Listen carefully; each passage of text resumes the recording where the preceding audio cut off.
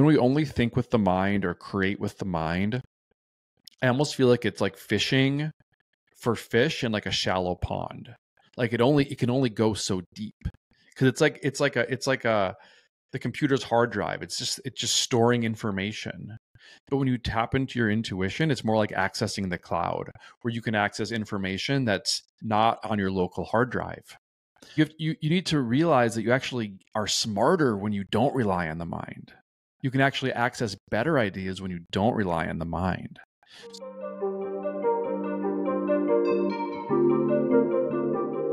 Welcome back to the You Can Too podcast. On today's show, we have an author, poet, and one of my favorite Instagram pages. We have James McCrae on the show, and I'm so excited to dive into your story and dive into the new book and everything that you're putting into the world, because I think so many people need to hear it, and the approach that you go about it is very inviting for a lot of people. I think a lot of people resonate with it for a reason. I want to start early on in your journey, because I know that you started writing poetry at 14 years old, and you've always had what seems to be a creative act in some way, and whatever, whether that was painting or poetry or writing or whatever you were doing, there was always something. Was there some pivotal moments in your life that led you down that path, or was that just something that you just felt inclined to go towards? I feel like I don't know if there's anything specific. What comes to mind was, because I believe that all children are naturally creative. Mm-hmm. In whatever form that takes. Children are naturally imaginative and creative and filled with curiosity and wonder. Mm-hmm. And I wasn't unique in that regard as a child, because I feel like so many children are like that. I think there's a great quote by Pablo Picasso. It's something like, the artist is the child who survived. Yeah. So, and I wonder why, I kept being an artist, as I became an adult. And, one of the reasons is I was just so committed to being creative. Like nothing else really interested me other than being an artist. And also I grew up in a very small town in Southwest Minnesota. And the reason I feel like that might be unique is because there wasn't a lot of pressure around me to conform in any certain way. Like if a lot of people, if you grew up in a city or in a bigger area there's more competition, there's more pressure to get into the right schools and do this and that. And in the middle of rural Minnesota, those social pressures and expectations are less pronounced. So I feel like I grew up with more spaciousness around me that allowed me to just explore that creativity, without pushing me in any other directions. Yeah. I mean, it makes sense, but it also is like, from the perspective is, you're absolutely right. When it comes to, as children, we are more creative, or at least we tap into it more. We have that ability to do it. But as we get older, it strays away, and we fall into the habit of the scarcity mode and survival instead of that creativity aspect. Were you conscious of that when you were a child, or was that something that, like, the fact that Minnesota kind of gave you that awareness to be able to jump into it? No, I wasn't conscious of it because that's all I knew. So that was just life for me. So, once I got older, and my friends started applying to colleges and planning their futures, then it was like, okay, like what do I want to be? What do I want to do? And I definitely knew I wanted to be a writer, but also like being a poet isn't really something you can. It's not really a career path, so to speak. So I just had to find my own way, and kind of fit in with a society and a capitalistic system where you have to, work and provide services in order to support yourself. So, I found my way through going to a design school, learning graphic design, because that seemed like a very practical application of creativity that could be applied to business. So that was kind of my foot in the door. I sometimes say that I snuck into the business world through the back door, as an artist. Yeah. by learning design and applying my creativity to that. And then once I got into the advertising industry, then I could even expand my wings a little more, and I became like a brand strategist, and I was the head of a branding department. Um, so even when I was navigating the corporate world, I was sort of doing so as an artist and as a creative. Yeah, you've always been in some creative outlet, and I want to dive into Yeah. that because I'm curious because I find for a lot of people when they're in a creative outlet, whether that's for their job or that's something that they do is like a something that they just enjoy doing. There's no attachment to it, no monetary anything to it. It makes it a lot easier to just put yourself out there. And then when you got let go of your job and then you decided to go all in because you realized that you didn't want to really do that anymore, was there any resistance when it comes to the monetization aspect, or was that just something that you just had the detachment to it always? Well, it's an interesting question. I mean, the monetization aspect of being an artist is a real question and a real concern. Yeah. So, I've never been someone who came from wealth or money and Mhm, had, really a backup plan of any sort. mhm. So whenever I've been let go from jobs, and I have on multiple occasions, you know, um, um, in a way, it's a scary thing, but at the same time, I've always looked at like an opportunity for expansion.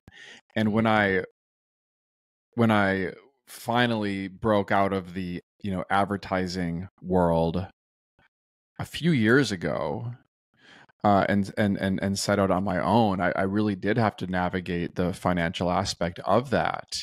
And for me, that looked like teaching what I knew, Mhm. because I had been an artist my whole life and I've written about it and all of this, but really to help others learn to cultivate their own creativity.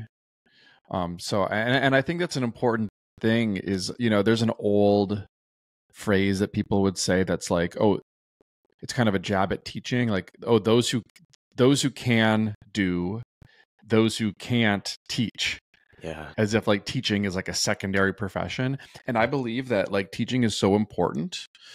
So I think that if you have skills, if you've cultivated skills that are useful, I think it's such a service to teach them. So leaving the comfort of the corporate world and going off on my own as an artist and an author really pushed me into being a teacher and holding space for others. So that's kind of how I've navigated that from a financial side. Yeah, because you had a few one-on-one clients. You were doing some kind of teaching of some sort prior to jumping into it, and then you kind of went full on to it. No, I mean, when I was working in corporate, Mhm. and in the advertising industry, I didn't have any one-on-one like creative clients. I mean, I had clients. I Sure. had corporate clients, Right. so it was practice, right? Like what one thing that's interesting in my life, and I think this is true for a lot of people.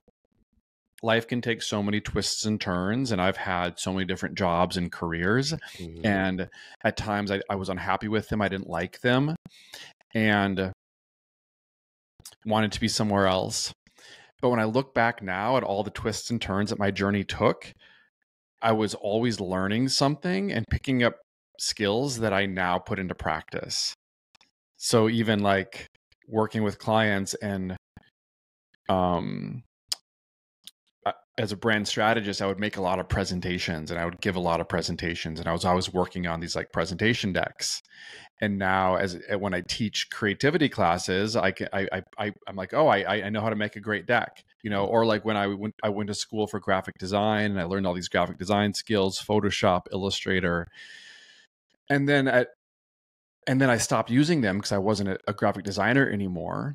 But then when I started making memes and social media content, at one point I was like, wait a minute, I know Photoshop. Like I can actually do this much better than than I'm doing it. Um, so it's just funny how, you learn all these skills along your life and then you reach a place where you can kind of put them all together. And that's exciting to do.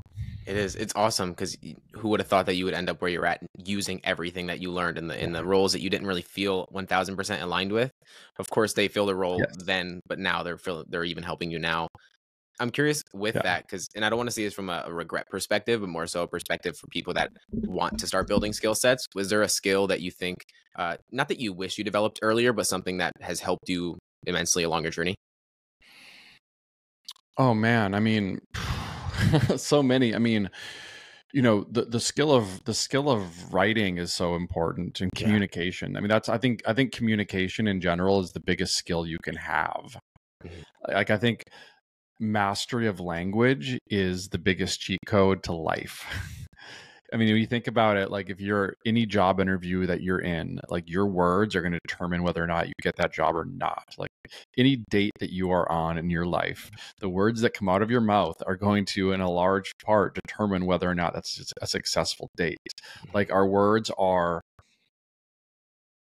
the operating system that we use to interface with reality. Yeah. So just learning to be a conscious communicator and, you know, choosing your words wisely, knowing how certain things land, knowing what to say in what room.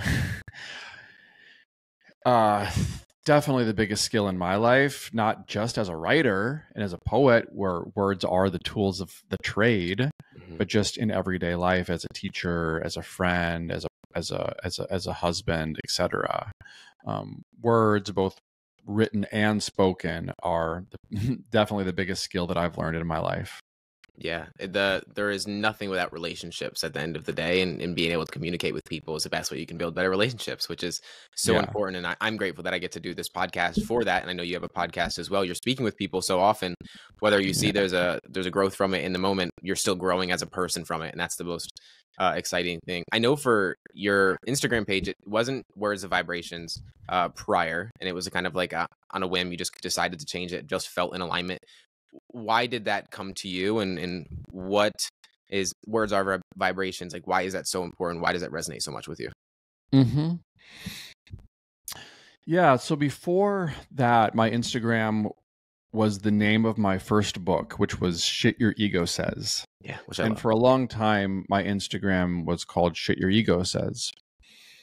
And that was my brand name in a way. So people knew me by that. Mhm. But, I'm a big believer in reinventing yourself. And I think that, the best artists reinvent themselves every 3 or 4 years. Mhm.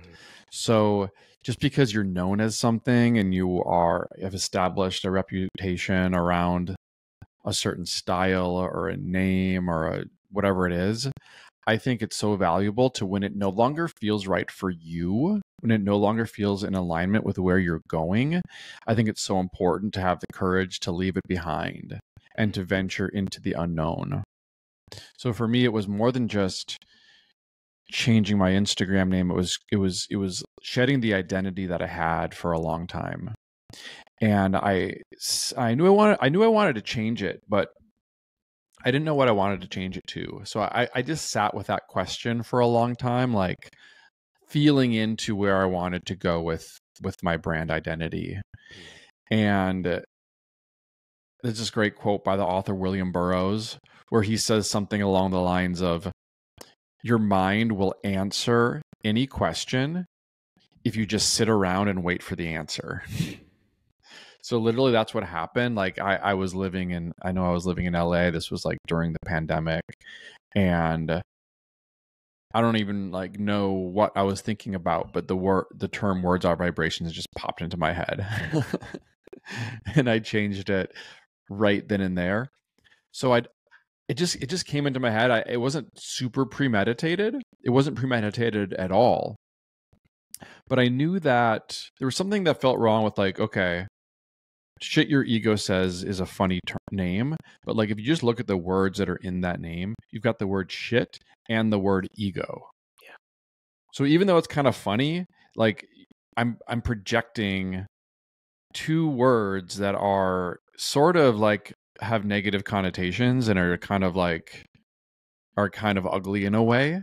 Yeah. So I just didn't want to put that energy out into my work anymore. I wanted to have something that was more pure, that was more uplifting, that had an energy vibration to it, Mhm. that was more inspiring. So for me, that's where Words on Vibrations came from. And it's just a reminder. And it's a reminder that continuously try to live up to. It's like, what vibrations are we putting out into the world with our words, with our social media content, with our everything that we do? What is the energy? What is the vibration that we are putting out there? And just trying to be conscious of that, because what is the world but the collective result of all of our energy and all of our vibration and all of our words and dreams and actions? We are all participants in this world that we live in. And, I think some people want to change the world, but don't want to change themselves. So I'm a big believer in changing yourself first and becoming a living embodiment of the world that you want to see. And that starts with the words that we use, and it starts with our presence and our energy. So for me, it's about cultivating that inner presence and that energetic vibration, and then bringing that out into the world, and being an example for whatever world that we want to see. Yeah, like I said at the beginning of this, you go to your page and there's an inviting energy to it. Like people want to scroll. I found myself scrolling on it instead of just looking at the top. I want to go back and look at the older posts too, because there's so much. There's energy to it, like you said, and there's so much to it. I find that I've been a lot more conscious of the wording that I use, and especially when I have conversations with other people, I'll call them out on the words that they use. Like should is a word that I've erased from my vocabulary because it doesn't serve me in any way. Is there any words that you can think of that you've been more conscious of to stray away from or just eliminate? That's a good question. I wouldn't say that there's any words that I would completely eliminate, because that feels like censorship. Yeah. And I don't really believe in censorship, but it's more about how and when and why you use them, and being intentional. A well-placed F-bomb can be, a mic drop moment. Yeah. But I wouldn't just go around using that word in front of my grandmother, or whatever. So I think that it's all about time and place and reading the room. And, when I'm creating social media content, I'm very conscious of the collective mood in any given season. There are times to crack a joke, and there are times to offer comfort to people in need. You know what I mean? Yeah. So I'm careful with my wording, but it really depends on a post by post level. Like some of my memes are meant to be funny. Mm-hmm. And then you can kind of be a little more edgy with the words that you use. But often I'm trying to, especially in the world today, which is, just increasingly challenging in a lot of ways. When we can look around and look at social media and instantly be connected to tragedies that are happening all around the world. It can be heavy, and it can be something that people need comfort and hope to get through. So sometimes, I want to be more soft with my language and be more of a caretaker and hold space for people that need it. So I'm always just careful about what I'm trying to say, and then use the right words to elicit that energy. Makes sense. That makes sense. That's awesome. Like I said, again, I'm going to continue to say it, but your page is one of my favorites that I go to, and just a constant reminder that makes you feel good every time you read something or take away something from it, which is an amazing compliment. So I want to say that. Like I said before this, you wrote your first book before you even had your Instagram page, though. And I'm curious, how did you have the courage to do that? Because I feel for many people, they need to have an outlet for them to speak about the thing that they're about to release, for them to feel like they can actually put something into the world. Yes. Well, I mean, I had my Instagram page, but it was just like a personal page. It wasn't, it was just like I had maybe 100 followers of people that I knew. I didn't care about marketing it. I've always been more concerned with the creation. I'm more excited about making things than I am about marketing things. So I didn't really think much about marketing it at all. And in fact, that's why my first book didn't sell very well, because I didn't have that audience, and I didn't have that marketing platform. So now that's something that since then I've really built up. But even with my Instagram, I do market things, but I try to do so in a way where I'm making art and I'm making cool stuff. And then there's also like some kind of a call to action. Mm-hmm. So I'm always more concerned about just like making things than like promoting it. So in terms of where I got the courage to do it, I mean, I don't feel like it was courage at all. I just feel like I've always wanted to write a book. I've always wanted to write. I've always, been a poet and this and that. And I think everyone who's a writer, a book is like a dream, or it's like it's definitely like something that's on the bucket list. Like, oh, I want to eventually write a book. Mm-hmm. So most writers have in the back of their mind this this idea that they want to write a book. And I had a lot of ideas before that, and they never led anywhere because there's like the wrong idea. It's like, oh, maybe I'll write a book about this, and then it's kind of won't, and then it doesn't go anywhere. And then for my first book, for Shit Your Ego Says, that was the first book where when the idea came to me, I kind of like knew like, oh, this is the one. This is the book that I'm going to finish. This is the book that I'm going to publish. I sort of knew it because the vision that came through was that clear.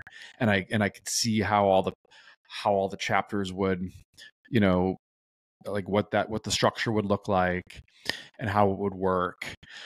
So when the idea came to me, I kind of knew, and I just jumped fully in, and I was really happy to do so. In fact, like it's the opposite of what they say. They say, for any writers out there, like what the advice that the publishing world gives you is that the first thing you do is you build up your platform and your credibility by being an expert on your topic, right?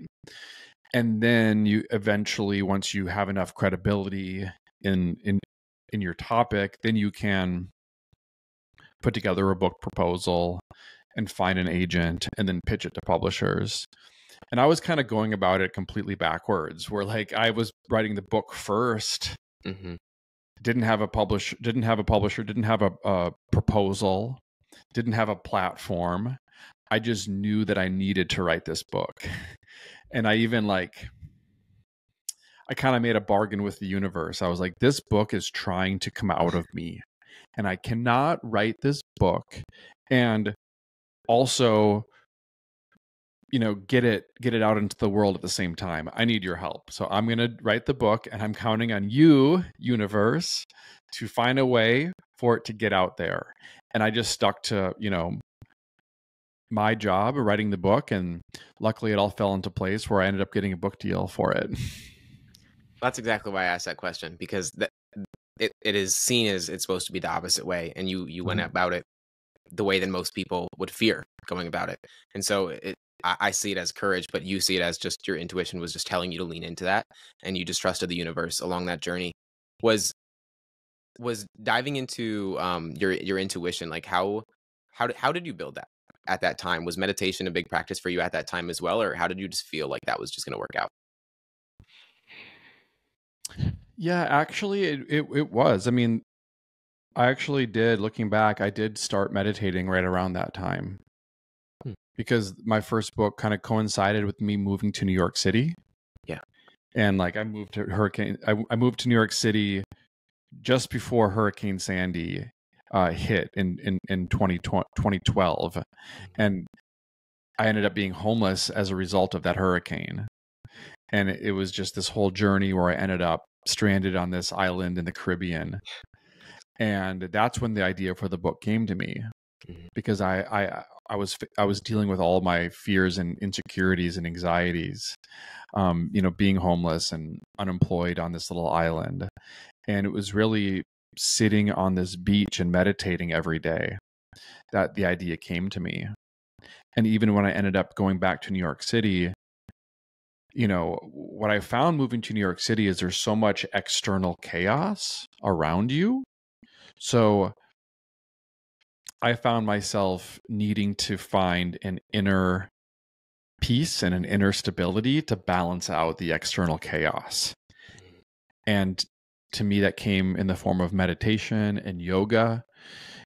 And looking back, that's when I started writing my book. And I would leave yoga class with just like my mind just like full of inspiration because I like opened a channel. And this was specifically, it was Kundalini yoga, which is like, it's not just yoga. It's like breath work, it's meditation, it's chanting. It's like a whole system. So it really is designed to kind of open that channel. So that kind of gave me a lot of inspiration in the writing of the book. Yeah, that makes sense. I wanted to dive into that journey of New York City and leaving, going to an island in the Caribbean, just sitting there and both having your intuition and your ego talking to you and trying to decipher which one is which one to lean into, which one to listen to. Obviously, at that time, it was probably a lot different than you look back at it now. The dots usually connect backwards more than they do. But what was that experience like at that time, being homeless? I think you lived with your girlfriend for a month, and then you lived with a band in a room or something like that. Like there was multiple areas that just a lot of people would have been terrified and just probably given up, gone back to Minnesota, and you decided to move forward and lean into it. This podcast is kindly brought to you by Magic Mind. Now, if you're anything like me, you love coffee, but you hate the jitters that it gives you in that 2 p.m. slump in the afternoon when you still have a lot of day left, but you're not able to be focused throughout that time. And this is why I love Magic Mind. I've been taking it with my morning coffee. It's a small productivity shot that I absolutely love. It's with matcha, which takes longer to release in your body. So instead of feeling slumped at 2 p.m., you actually have that intentional focus and it reduces stress. So I take it with my morning coffee. It helps me drink less coffee, but actually feel focused and not wired throughout the day, which is so impactful because if you're a podcaster or you're taking calls or you're just in general, you need to be focused and have that mental energy. It's been something that's really helpful for me. I've been using it for a few weeks and I guarantee that you will like it. So if you're anything like me and you want to feel focused but not wired, you can go to magicmind.com/youcan2 for 56% off. Yes, 56% off your first subscription. And for your first one-time payment, you can get 20% off, which is insane to say the least because they have a 100% money back guarantee with no questions asked. And instead of waiting 3 to 5 days for that money back, they'll refund you in 3 to 4 hours because they believe in it. And I believe in it so much. So that's magicmind.com/youcan2 for up to 56% off your first subscription. And if you already use Magic Mind, you can get a discount off your next subscription payment as well. So it's magicmind.com/youcan2. Try it for a few weeks, see if you like it. I bet you that you will, and you will feel a lot more intentional with your day instead of just so wired and really just exhausted by the end of the day. Back to the episode. Yeah, that was just a big time of transformation in my life, and I think looking back, I really learned a lot about trust because I moved to New York City. It was really a leap of faith. I didn't have a job lined up for me. I didn't have a lot of money. I didn't have any reason to be there, but I just felt like I needed to be there, and I thought, like I was very optimistic. Like when you take a leap of faith and you trust the universe, like things work out for you. And I really believe that. And that's what gave me the courage to do it.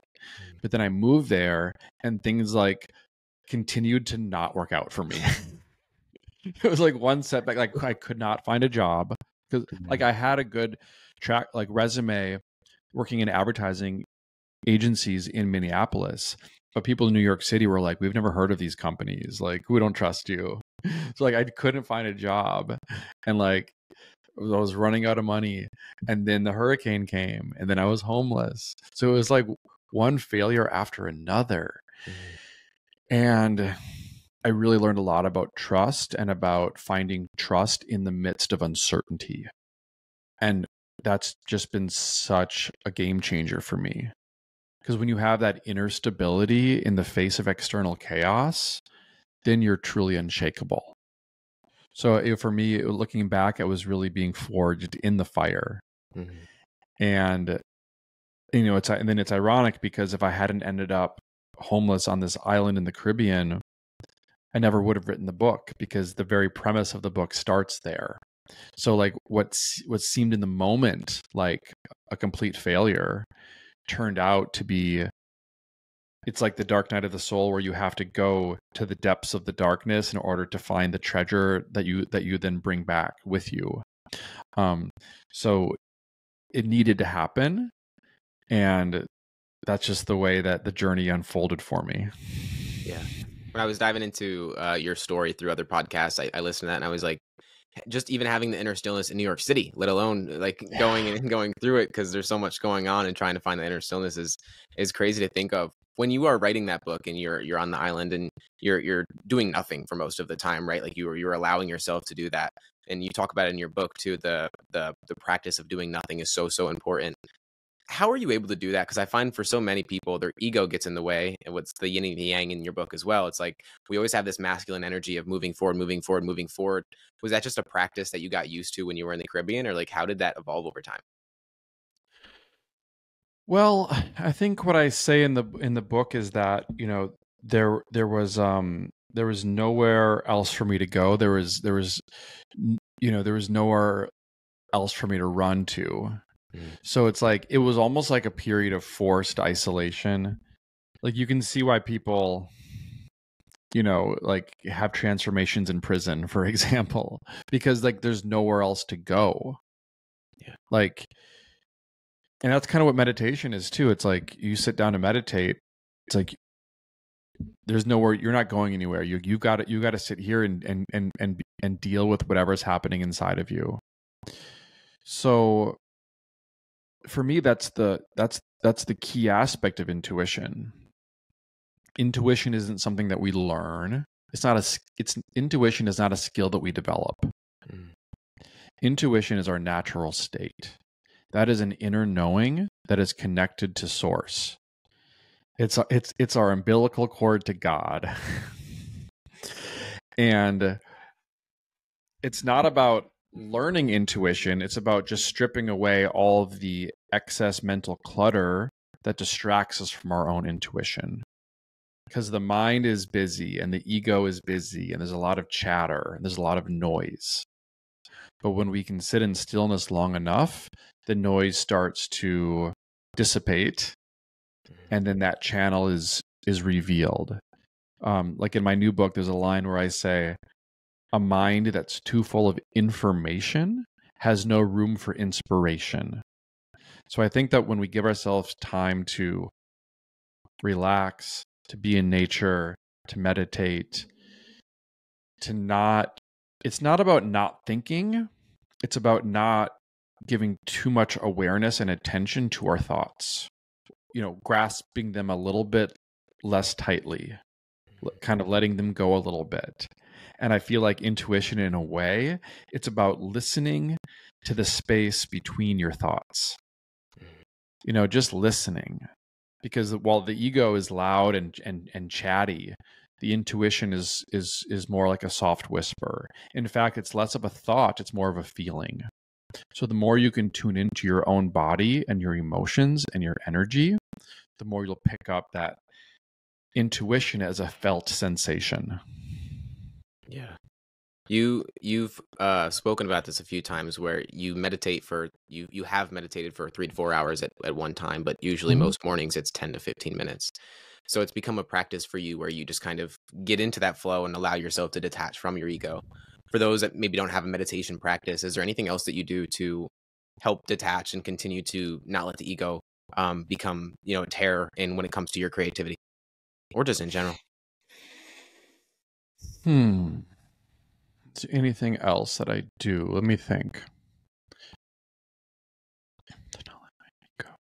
For me, it's just about, the thing about the mind is that the mind wants us to believe that it's the most important thing that we have and that we are.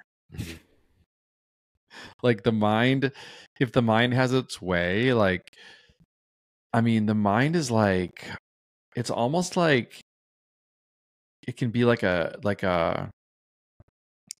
dog that needs to be trained or something, where it's like, if it has its way, it will convince you that it is the only way.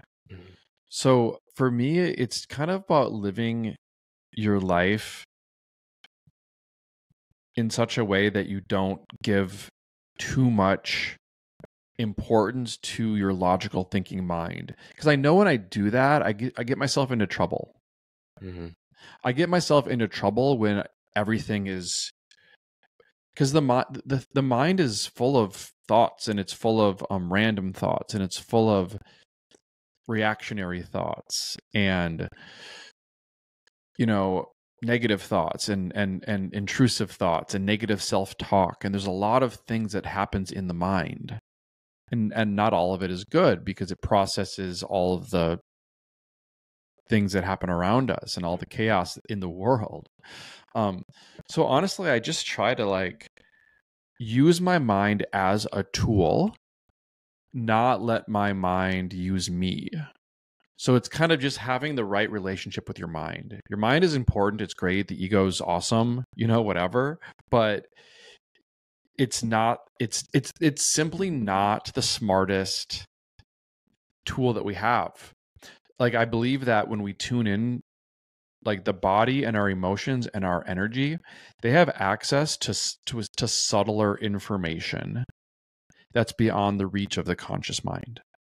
So it's like when we only think with the mind or create with the mind, I almost feel like it's like fishing for fish in a shallow pond. It can only go so deep, because it's like the computer's hard drive. It's just storing information. But when you tap into your intuition, it's more like accessing the cloud, where you can access information that's not on your local hard drive. So it's like you need to realize that you actually are smarter when you don't rely on the mind. You can actually access better ideas when you don't rely on the mind. So, and if your mind knows that, then it can almost take a step back, because we all want ego gratification to a degree, right? We all want to feel like we're worthy and this and that. Mm-hmm. The trick is letting the ego, it's reassuring the ego to know that if it just slows down and just will shut up for a second and let the creative process run its course, and let intuition maybe take the driver's seat, the ideas are actually going to be better. And in the long run, there'll actually be more ego gratification, because you'll be doing better work. So for me, it's just about having the right relationship with my mind, and having it be more of the passenger rather than the driver. Yeah, no, it makes so much sense. When you were saying that, you made me think of a line from your new book, and just it immediately came up for me: is emotion is the underlying energy that fuels creativity. And it's like when we come from emotion rather than our mind that wants to automatically think of all of the possibilities, the logical aspect of things, it almost puts us to a halt to actually put the things out into the world, which is so important. I want to say the Tao Te Ching is the #1 book that you've recommended and that you speak about. Why did that book have such a big impact on you? I think the Tao Te Ching is just the best book I've ever written or read. I guess I didn't write that one. Yeah, it's interesting in a lot of ways. I mean, first of all, it's ancient wisdom, and I think there's something to be said about ancient wisdom, because it stood the test of time, and it wouldn't have survived for thousands of years if there wasn't something there. Mm-hmm. And it's also, it's so poetic too, and I think it really captures the essence of truth for me, which is not about, I think the truth is poetic. I think there's a balance in, I think, linear logical thinking, and in metaphoric poetic thinking. Mm-hmm. And we tend to go too far on this logical, linear, literal path. But I think that the truth is often spoken in paradox, mm-hmm. and it's often contradictory in a way.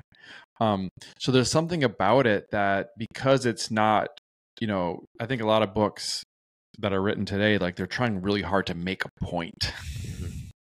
And it's like, this is my point. and I want you to believe my point. And it's like the Tao Te Ching, or even like poetry in general, it's more like giving you ideas to entertain.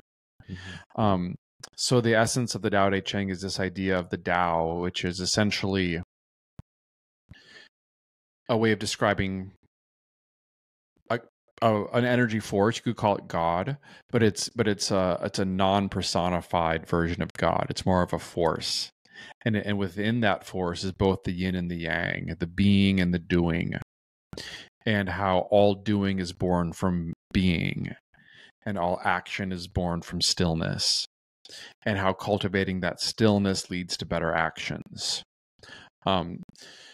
And it's the kind of book that you can go back to throughout your life, and it always feels fresh and new whenever you go back to it, because again, because it's written in sort of this poetic way, that there's you can kind of interpret it, whatever you're dealing with in your life at that time, you'll kind of find the answers in it.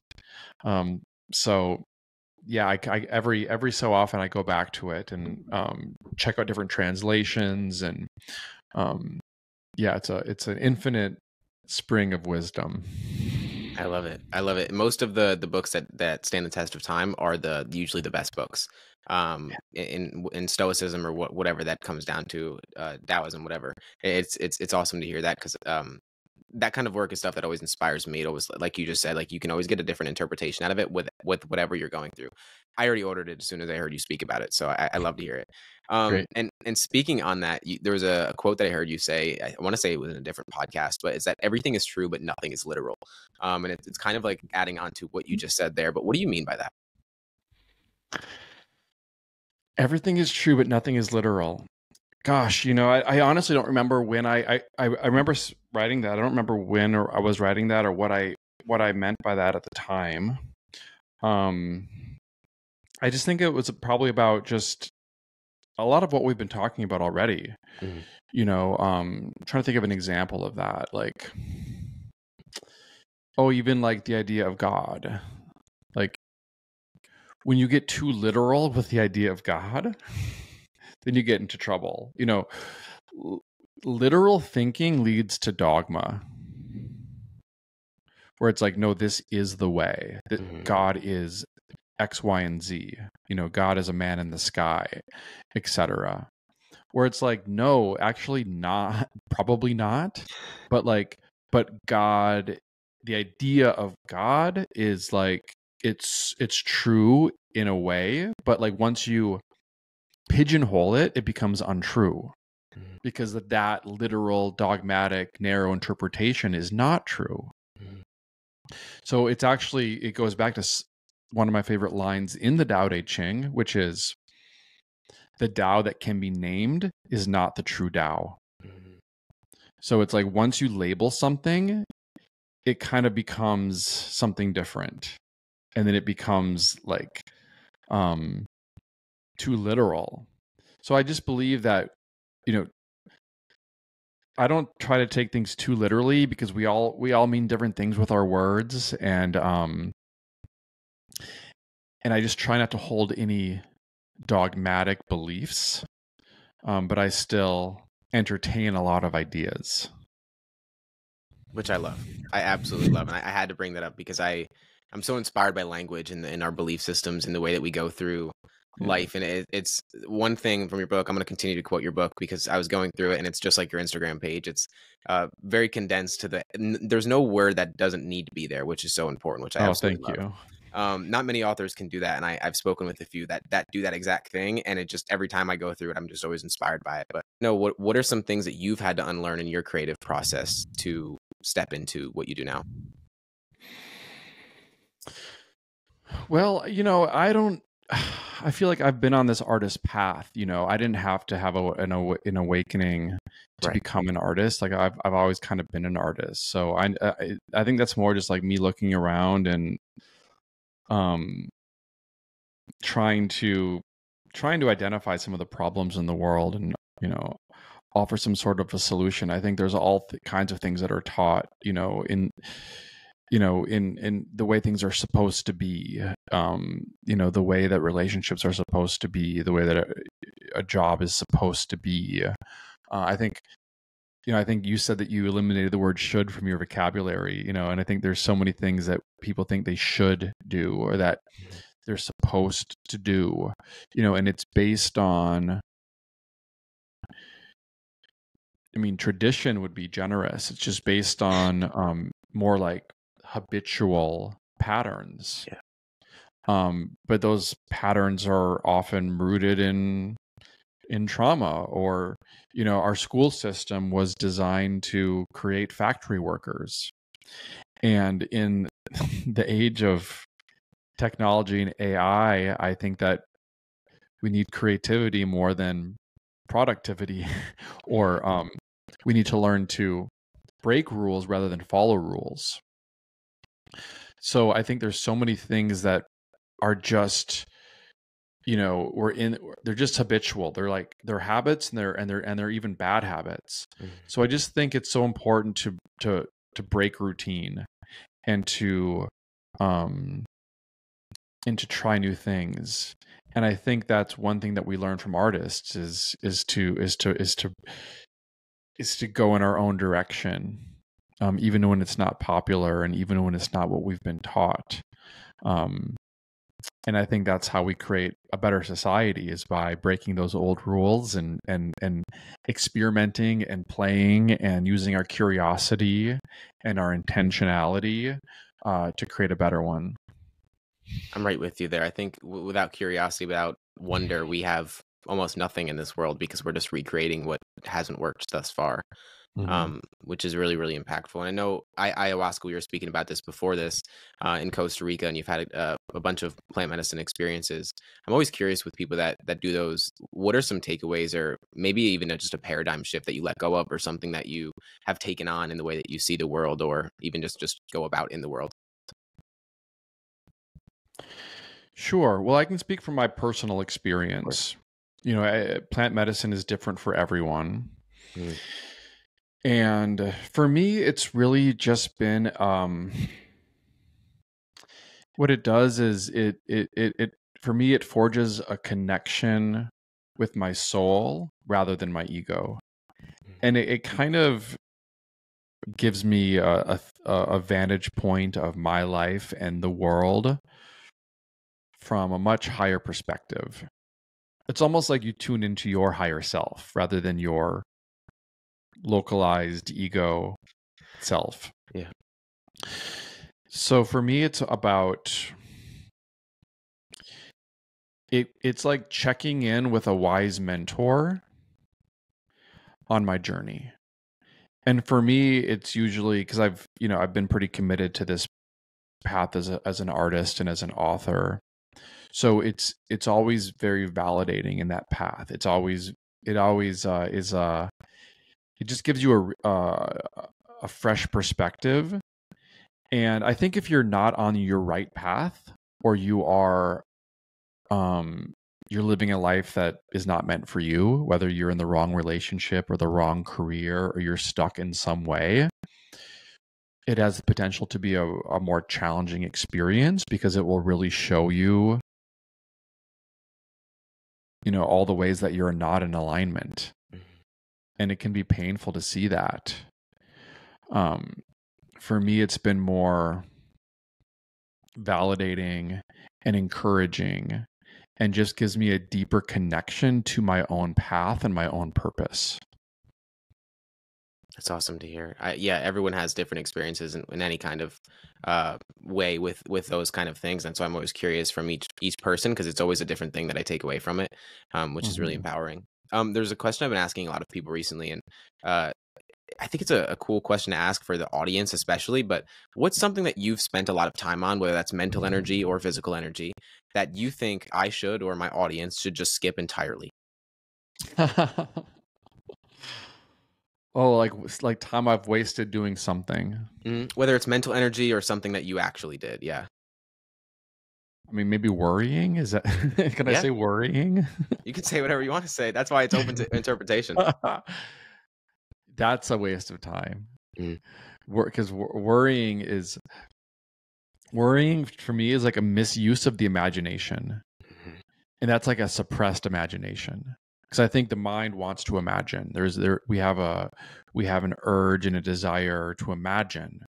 Because I think our imagination is what is, it can set the stage for the reality that we actually live in when we, you know, when we can imagine something and we really just hold that imagination, just like, and we can make it, that's how we can make it real.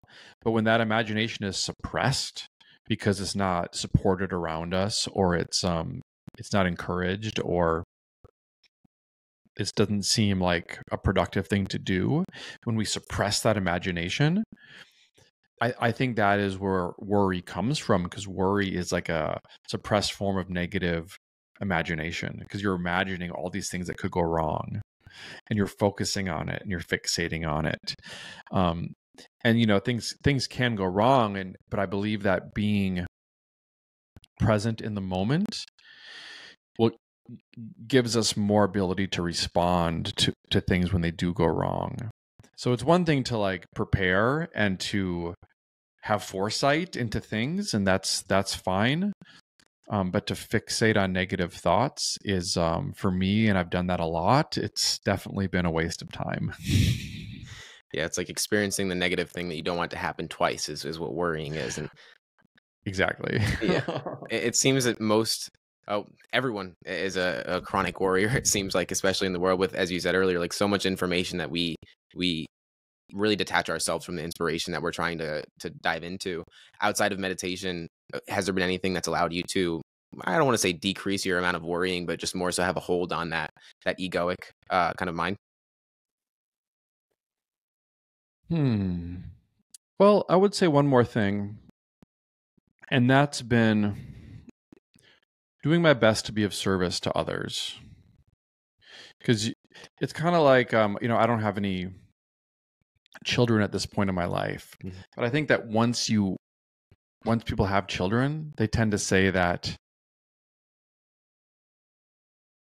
their own personal problems went away very quickly, Hmm. because there's something else bigger than you to worry about, or to be invested in. So if you're showing up for other people, your own little worries and insecurities like don't mean as much. It's like, no, I'm actually being of service now. So like, I don't really have time for this, to be insecure right now, because I'm trying to help someone. So helping others, being of service to others, that could mean anything. It could just mean showing up for your friends and family. It could mean creating social media content that is of service to people. One of my favorite things that I do in my work is I host a creativity gathering called Sunflower Club, Mhm. where I give people the forum to come and express creativity in public. And just holding space and creating that container for people to do that, it's been such a benefit in my own life. So, well, yeah, when your focus is helping others, the inner critic, it just doesn't have much of a use anymore, and it will actually go away.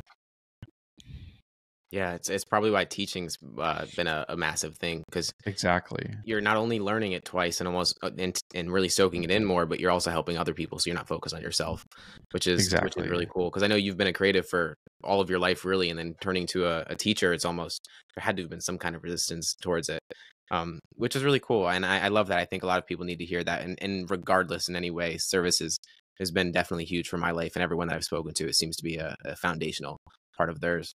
There's one Mhm. last question I ask every guest, and encapsulates what I want to do with this podcast. And my question to you is, what belief are you currently unlearning?